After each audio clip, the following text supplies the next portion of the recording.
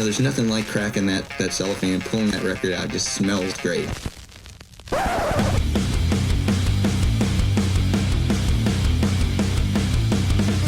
Welcome to BODS Mayhem Hour. Non-stop hardcore energy. I love the show, guys. You're awesome. Unlike any other. With your host, John the Bod, a.k.a. the Bod Father. Man, this stuff rocks. This is Elias from Nonpoint, and you're listening to BODS Mayhem Hour. The views and opinions of the guest do not necessarily reflect the views and opinions of BODS Mayhem Radio Network, its staff, affiliates, or sponsors. Parental discretion is advised. Welcome to BODS Mayhem Radio Network. Hey, everybody. Welcome to BODS Mayhem Hour. I'm your host, John the Bod, a.k.a. the Bod Father. And as always, I'm bringing you guys and gals awesome interviews. And today I have a huge interview lined up for you guys and gals. But first, before I introduce him, he's been on the show several times. I think this is Elias's fourth time being on here. And I love having him on here. So, but anyway, I just like to say this before we get started. We still need your help here in Kentucky, the western part of Mayfield. We still need your donations, just anything that you can donate to help these folks out. A toothbrush, toothpaste, the essential stuff, deodorant, things like that these folks need. Don't have to be anything special, just something that these folks can just see another brighter day, because they went through hell, not just western part of Kentucky, but Alabama, I believe, in Georgia. This thing went 200 miles, folks. So please, I'm begging you guys, just help these folks out. If you want to help out, just go to the Kentucky.gov relief fund, actually, the WKY relief fund, and it's there. That's all you got to do. Go to your local churches. I'm sure your states have this set up to help us out, but I'm sorry, Elias, I didn't mean to take all that time up for me, man. No, man. I understand. We gotta help out people when they need it. So anyway, folks, I got Elias from Nonpoint. Like I said, this is his third or fourth time being back on the show, and I love having Elias on here. And Nonpoint will release their new 5-track EP titled Ruthless, along with the premiere of the official music video for single Back in the Game on December 27th on their new independent label, 361 Degrees Records. So, man, welcome back to the show. I'm glad to have you. Thanks for having me again, man. Thank you. Always good to be here. Let's jump right into this, man. How have you been doing during all this pandemic, man? Have you been writing a lot all this time, or just kind of taking it easy? Yeah, no, we're nonstop. We have songs to promote and videos to promote, tours to promote. So we've been going nonstop for quite some time. We're gearing up now to come out of the holidays and do that January run that leads us into Shiprocked through a couple dates in Texas, and then we come home to record the next EP. I want to jump to Shiprock here just for a minute, man. How does it feel to be on a cruise and having concerts played on a freaking cruise, man? This is wild for me to even hear about. Yeah, it's quite the experience, man. You get to see a lot of the same familiar faces, and we have quite the community of shiprockers that champion our band and definitely come out to our shows even when we're not on the ship. So Shiprock is near and dear to our hearts here in the Nonpoint camp. It's a real chill atmosphere that gets some really good spots of some hardcore happenings. Yeah, I'm going to say this right now. It's Nonpoint Nation, not Nonpoint Armory or anything like that. It's Nonpoint Nation. For sure. Our 361 family. So this year has had some very cool moments for Nonpoint, such as you're starting your own independent label, 361 Records, and getting to release this new EP on December 27th. But what led you guys to branch out on your own and want to create your own record label, man? Was it just time for you guys to say, hey, look, we just need to do this on our own? We had an opportunity to make that transition. It was a confident decision on our end, but you're traversing unknown territory. Sure. We had a plan of putting together the right team and putting together the right plan. and it worked out great for us. We got very lucky. And plus, having your own time to create an album, has this allowed you guys more creativity? You don't have to be rushed. I mean, do you feel like more at home now with all this? Not. We still have a sense of urgency, not so much rushed, but there's definitely a lot less pressure on who we're pleasing versus Gotcha. What you tend to want to do sometimes can be shocking to people, and it's a risk that as musicians and as artists you take. I'm sure the first time that Stanley Kubrick read the book that led him to Clockwork Orange, he thought about what he was doing and mulled over the repercussions of those risky decisions. And sometimes they pan out, and sometimes they're epic, like Clockwork Orange. And I'm glad you mentioned it, because yesterday was the big anniversary of A Clockwork Orange. Yeah. How many years was it now? Like 30? But am I wrong on that? Was it 30? Yeah. I think so. They just dropped the doco about it, I believe yesterday. So it was a very shocking and very deep artistic dive into cinema, and it was fun to watch, for real. How excited are you guys to release this new EP, especially in this crazy time that we're in right now, man? Was you guys just want to get this out to everybody to say, yeah, go ahead. People have been waiting on it for some time now. Ruthless went way farther than we thought it was going to go. And we had to give it its time. So schedules got pushed back. We wanted to get the stuff out to the audience before the new year. It's an odd time sometimes to release music, but we know people are home, people are engaged. It'll be coming out of the Christmas season. So people will be looking for something fresh, and we're going to deliver. Since the pandemic has hit everybody and everybody's taking advantage of streaming and plus getting new music out there, Elias, do you think that it's more oversaturated now with music, or do you think this is kind of an even playing field now with everybody? Oversaturated. I'll be 1,000% honest. I really don't pay attention to charts. I listen to the music that I love. I meet new people, fans, peers, peer groups, bands out on the road. And it's starting to allow me to have that uncritical perspective of music by staying out of that kind of mentality. So I really don't put my energy in those kind of thinking. Do you think, though, this is going to help the bands that need to be discovered right now through all this? Yeah, for sure. It's also to, giving people the opportunity to find some really good standouts. When there's a lot of the same thing, one's going to jump out at you. Are these all new songs, Elias, or have these been previously written, except, of course, for the Prince cover? Yeah, no, they're all new. Everything's new. What's impressed or excited you the most about making this EP, if anything, man? What sticks out the most about maybe creating this album, this EP, or for you possibly? The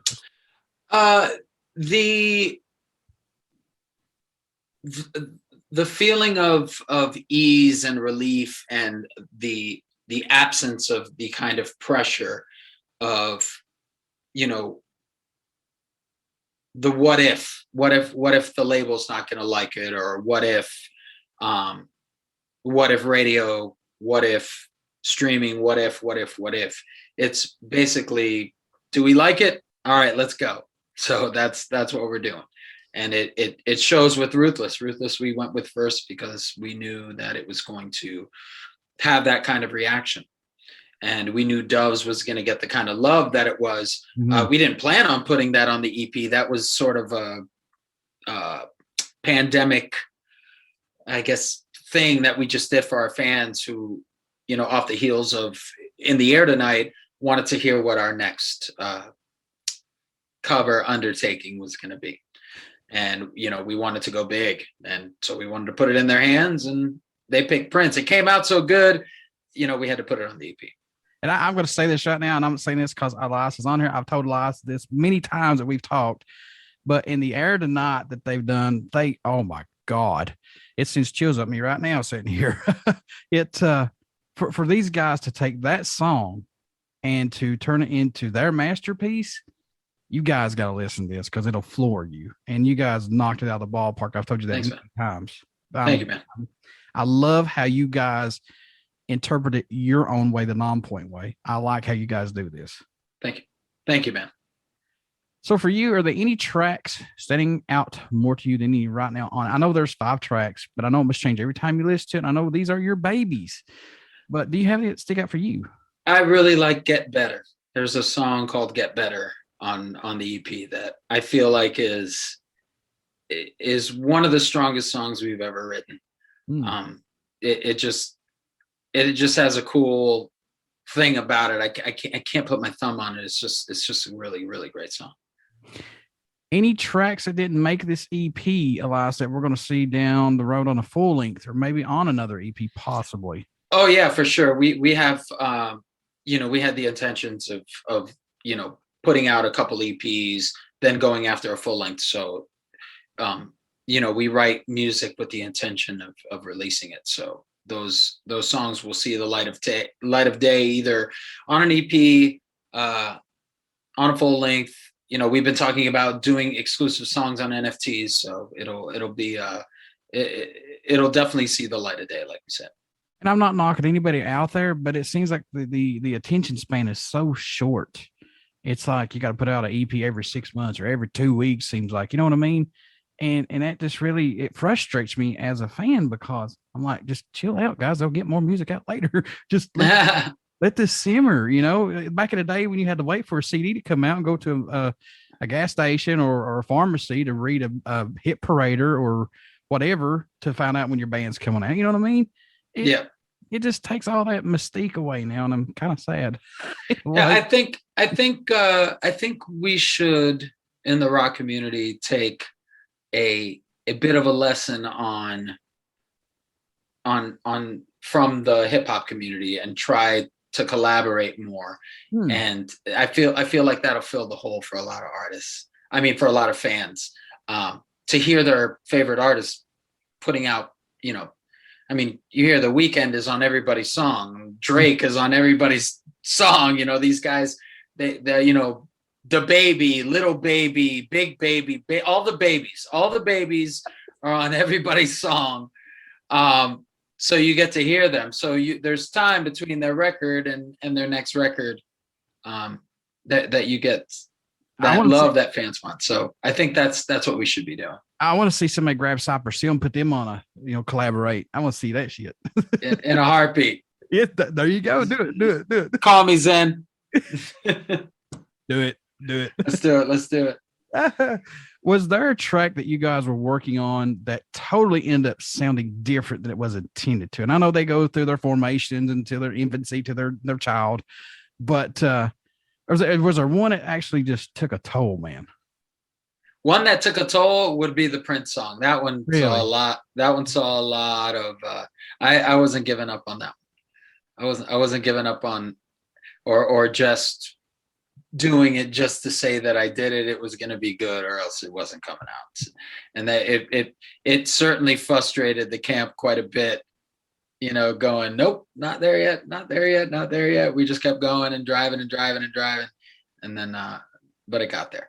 Yeah, but I mean, you know, when your gut's telling you, no, man, it's not it. You just, I know the guys are going to be, you know, mad, but hey, yeah, when the finished product comes out, just sit back, sounds right.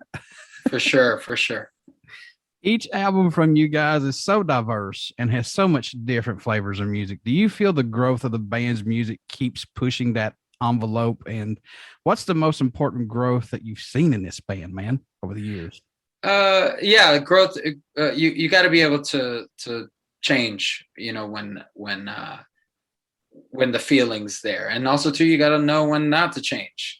And, I feel like we found our bookends, and we bounce between those two, where we definitely get really heavy, and we can get melodic, and we play in those. So I think the biggest key to that would be drawing from the well of musicians that you have in your band, and challenging even yourself to ask the question, can it be better? And then at the same time too, having the ability to go, is it better or is it just different?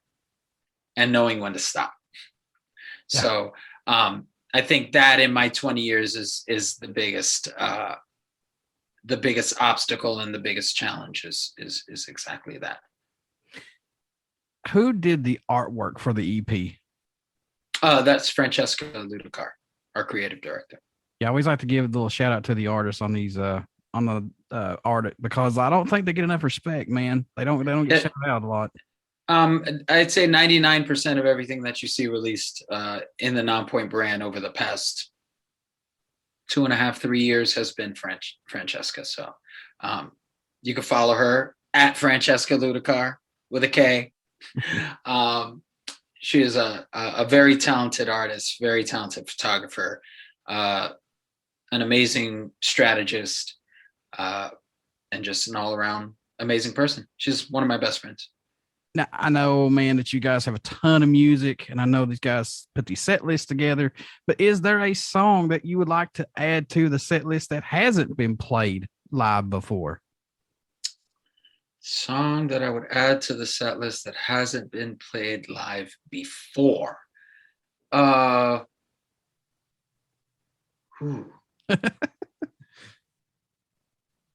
really liked the song White Rabbits on Poison Red. I thought that was a very interesting song, and we've never performed that song live. I think that would be a cool one to perform. Elias, what do you hope everyone takes away while listening to any of Nonpoint's music in general? What do you hope they just take away from it, man, when they pop it in the room? To kind of connect. That's our main goal. I was asked, is it the goal of Nonpoint to connect with every song? And not every single one of our songs is a fight song or an anthem song, and they can have really odd subject matter. I mean, I'm literally writing a song about the Wizard of Oz on our next EP. So you never know who's going to connect and how they're going to connect. But personally, my goal is to think about things, whether they be musically, lyrically, or melodically, to think about things in a way that makes sure that I've set up a story for someone to listen to, or to hear, or to understand and go, I relate to that in a way that makes me want to feel a certain way. I can't help but to feel this way when I listen to this song. So, it's definitely a goal of drawing emotion from our fans, and that's definitely top priority. Has anybody ever told you, like at a meet and greet or through email or anything like that, man, that they took a Nonpoint song and interpreted it in their own way and it saved their life? A couple times. And we have songs like Alive and Kicking that kind of, the title says it all. Former cancer patients, people that, multiple heart attacks, turn their lives around, formerly incarcerated, turning their life, I've gotten messages in every side of the world from every single bad moment that our music has helped them through. So it's more fuel for my fire to continue to want to connect with my fans when they connect with me that way. Yeah, and just think about it, man, where you came from until now, and your music's affecting people that way. You know, that's yeah. It's it is, and it's definitely what fills the cup the most. Exactly.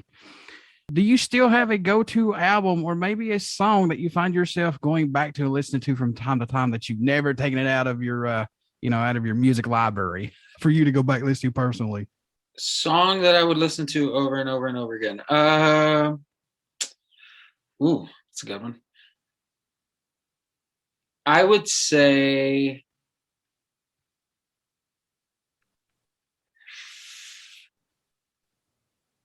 Worship and Tribute by Glassjaw. I think that one is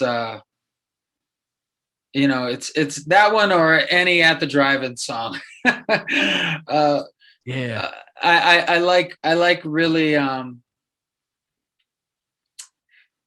I like music that sounds like you're standing at a podium trying to ignite people. That's and Glassjaw, At the Drive-In, they have that command, and it's definitely something that I connect with. There's another band right now that's upcoming called Turnstile. I hope I pronounced their name correctly. Turnstile, I think. They are phenomenal group. I'll check them out. What is it? What is it again? Turnstile. Turnstile. Right. Yeah, I think it's TURNSTILE. I believe Turnstile. I'm gonna check it out. I just like to say this, man, before I let you out of here. Your guys' music has, tremendously helped me. You're another band that's helped me out tremendously. I mean, honestly, it's not made me feel like an outcast, or you guys actually make somebody feel like they belong and they're appreciated. And having your guys' music in my repertoire, as I call it, my repertoire, it's cool, man. And I try to tell everybody that, hey, go check out Nonpoint, go watch them live. I see them at Local Bazooka in Charleston or Huntington, West Virginia, a long time ago, I think 2000 maybe. You guys were there with Seven Dust and Mushroom Head. And I was like, yeah, Nonpoint kicked everybody's ass. Well, I'm glad winning you over is plenty enough, man. It's one heart at a time, I say. How can folks stay in touch with you guys? Buy this new EP, merchandise, all this good stuff from Nonpoint, man. How can they do that? Everything's nonpoint.com or nonpointstore.com. You can hit all our socials, Nonpoint Band on Instagram, and Nonpoint Official on Facebook. And before I let you go, as always, would you care to do a promo for my show? Yeah, for sure, man. This is Elias from Nonpoint, and you're listening to BODS Mayhem Hour. Everybody stick around. We got some great stuff coming up, and you only hear these interviews right here on BODS Mayhem Hour. Please get out, check out our Facebook page. It has our podcast link and our YouTube link. And I've said it before, if I get 1,000 subscribers, I will sing Baby Shark or Barbie Girl without my shirt on and eat a bologna sandwich. I will do that for everybody. So that's pretty heavy right there. Get out. That is heavy. Get out and check out the Nonpoint. Please grab their albums, grab this new EP. I'm telling you right now, folks, they don't have a bad song out there. Get Ruthless, get all their stuff. You won't be disappointed. And Elias, man, as always, you're welcome back on here, and always nothing but the best of luck for you guys as always. Thank you, brother. See ya.